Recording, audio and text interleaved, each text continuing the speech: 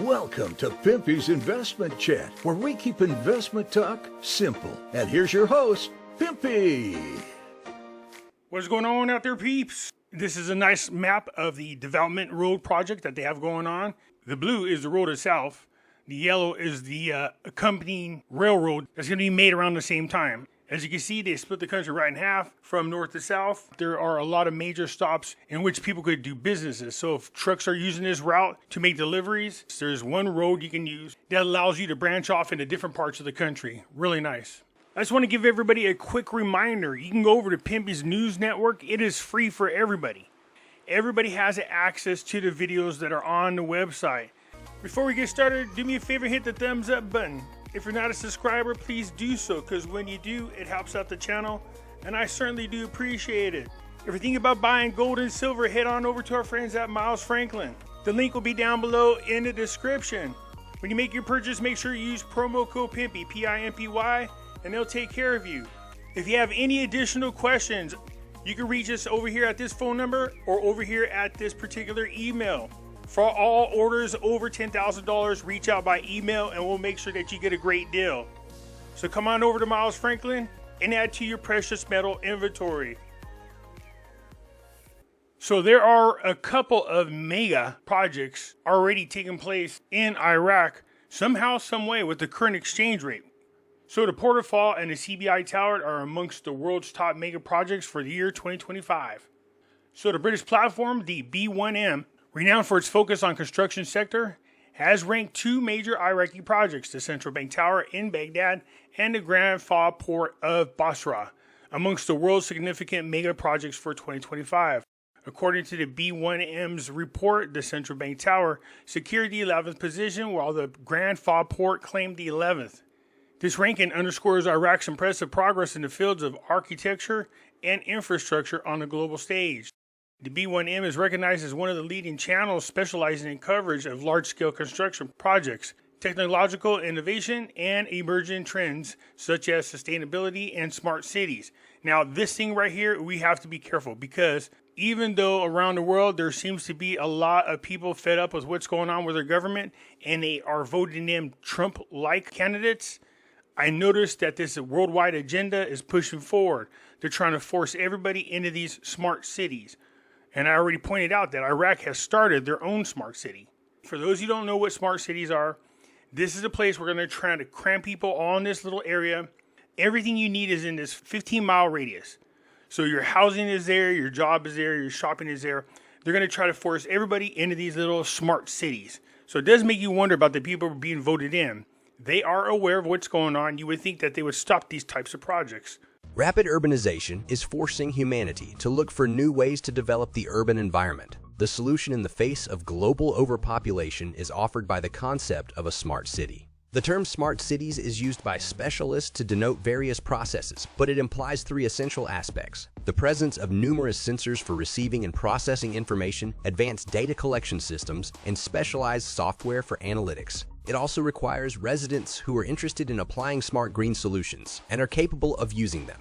There are already more than 1,000 cities in the world that are gradually becoming smart. They exist in Europe, Japan, China, and North America. South Korea stands out in this regard. While in other countries, smart technologies are integrated into existing megacities, here they can boast the creation of such a city from scratch. This is Smart Songdo, located 30 kilometers from Seoul, recognized as the most ambitious project of modernity.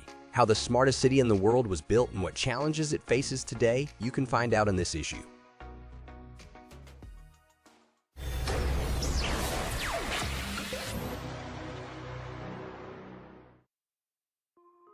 The initiator of the Songdo project was the Daewoo Company, which was supported by the South Korean government in this endeavor. Songdo, the full name of which is Songdo International Business District, is situated on a specially reclaimed island adjacent to Gimpo, the third most populous city in South Korea, with the country's largest airport and second largest port. Located just an hour's drive from Seoul, the smart city was designed to contrast the overcrowded capital, where residents suffer from endless traffic jams, pollution, and a lack of urban space. Construction began in 2005 on 600 hectares of land reclaimed from the Yellow Sea.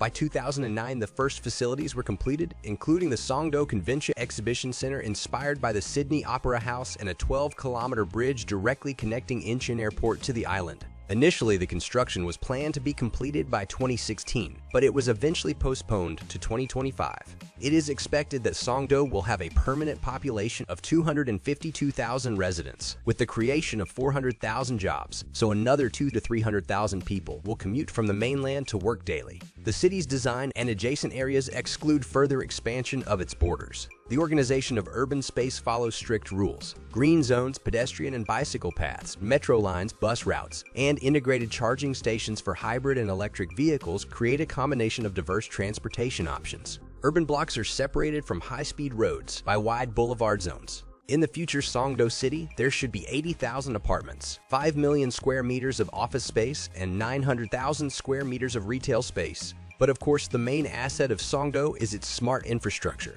The network equipment developer Cisco has placed various sensors throughout the city, connecting global tracking networks literally every centimeter. Data from these sensors are sent to the central control hub, where information about the condition of buildings and roads is analyzed. The city's energy supply is regulated every second based on monitoring of energy consumption. Only LED lighting technologies are used. The system is so sensitive that the power of streetlights, for example, is adjusted based on the number of people in the illuminated area. Gas and solar power stations are maximally used, and hot water undergoes a second cycle of use, heating indoor spaces. For technical needs, rainwater and purified wastewater are used, along with treated water from sinks and washing machines. Needless to say, compared to ordinary cities, Songdo saves 30% of resources. Gradually, all buildings are being connected to the global information network, allowing remote management of household tasks. There is no waste outside homes, no containers, garbage trucks, or landfills. The city is equipped with an underground pneumatic waste disposal system, which collects all the garbage directly from the premises and sends it straight to the sorting facility.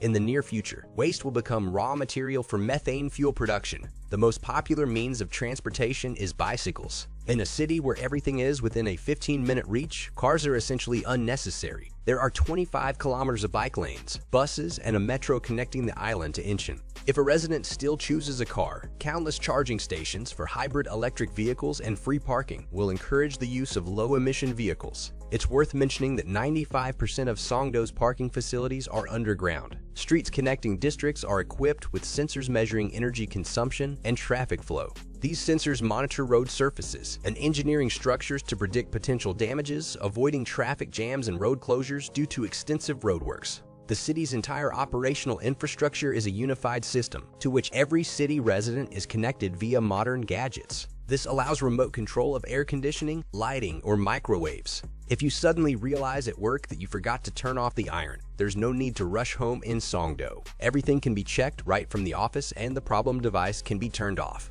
In other words, every smart citizen shapes the living environment of their city. By 2025, every resident of Songdo will receive a smart card, a personal key to all city services, bus rides, cinema visits, free bike rentals, and so on. In just 10 to 15 years, the Songdo district has transformed from a muddy swamp into one of the most promising urban projects in the world, akin to something out of a futuristic movie. An environmentally clean and technologically advanced city, it was envisioned to become the economic center of Northeast Asia in the foreseeable future. The creators promised that by the completion of the project, the city would be the smartest in the world, a true paradise for its residents. So why today are the residential areas of Songdo filled less than a quarter of their capacity, and less than half of the planned buildings from the project have been constructed? The main reasons, as always, are a lack of funds and high costs. The project, valued at $35 billion, failed to attract a sufficient number of investors and the representation of major global companies. Currently, only 70,000 residents inhabit Songdo out of the planned 300,000. If the funds to complete the project are not found, the city is likely to become deserted very soon. To lead a full life in Songdo, you need to have an above-average income. Because of this, the situation in the city has already been dubbed the digital divide. The creators of the city, private corporations, originally planned it this way. Only specialists with high incomes are intended to live in the city permanently, while service personnel come in for shift work. However, this idea failed. It turned out that most people want to work where they live, and people with income are in no hurry to move to an expensive city. The smart city raises another ethical question. International corporations and authorities have access to a vast amount of personal information about the residents. One can imagine how marketing departments of private companies will use such a massive amount of data. The project's creators today need to solve the main problem: populate the city with people. But how can they do it when almost all major cities developed naturally? In this case, people were expected to be attracted to an artificially created city from scratch. Nevertheless, global investors are optimistic. For example, the municipalities of Chinese cities Chongqing and Dalian have agreed with Gale International to create similar cities. They will be built in just a few years, drawing on the experience of Songdo. In conclusion, the Songdo project is an amazing example of how a dream city can become a reality thanks to advanced technologies and bold innovations. Despite some difficulties and financial obstacles, it continues to develop, aiming to become the epicenter of modernity in Northeast Asia. Songdo serves as a laboratory for future smart cities, warning of possible problems and implementing new ideas for sustainable development. We hope that in the near future, its unique concept will attract more investors and residents, making Songdo a shining example of the city of the future. So basically what happened is they took the idea of the 15-minute city and switched the name because people were fighting against the idea of a 15-minute city. They just called smart cities. The problem with smart cities is they're too invasive. If you have a very tyrannical government or corrupt government, they would literally have the ability to corner you in these little smart cities. If you say something they don't like and you get fined for free speech, automatically take the money out of your bank account. If you're jaywalking or doing something like that and you have to pay a fine, well, they take the money right out of your account without taking into consideration any financial issues that you might have. You'll have people scores, not credit scores. You can't speak out against the government, so they're controlling your free speech. They'll take away your Second Amendment. So your privacy is going to be violated. And they're going to make a sales pitch to the people how this is a great place, it's advanced technology, you're going to have a great way to live, everything is within 15 miles, you won't need a car. It's like, wow, but what if I want a car? What happens if I want the freedom to drive a gas guzzling car? You won't have that as an option. It isn't about saving the environment. The environment's fine. And they keep talking about overcrowdedness around the world, where you could take every single person in the world and fit them comfortably into the state of Texas. That's no bullshit. But there is one being built right over there in Iraq. So for people who don't know what smart cities are, it's the same as a 15-minute city, another globalist idea for control. Offering in-depth insight into ongoing transformation of the global infrastructure. See, anytime they say global, you should be nervous. So the Grand Fall port is really important to Iraq.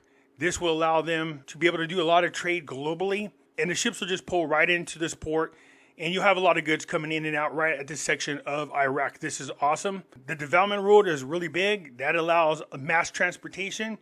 They have a railroad that's going to be made right next to it. The same thing. Great for global business. You'll have a train that's able to deliver the goods wherever need be there in Iraq for the most part. So things are looking up for Iraq. This is great for business. So congrats to Iraq and their CBI Tower and Grand Fall Port, ranked amongst the top mega projects in 2025. I know that the tower is almost completed and the Port of Fall is partially open already. So this is moving right along. And they all did it with a current exchange rate. These things will help expand Iraq internationally and help strengthen the Iraqi Dinar. And eventually it'll get stronger over time and you'll see the value of the Iraqi Dinar increase against the US dollar. Anyways, that's it for now. I look forward to hearing from you. I am out.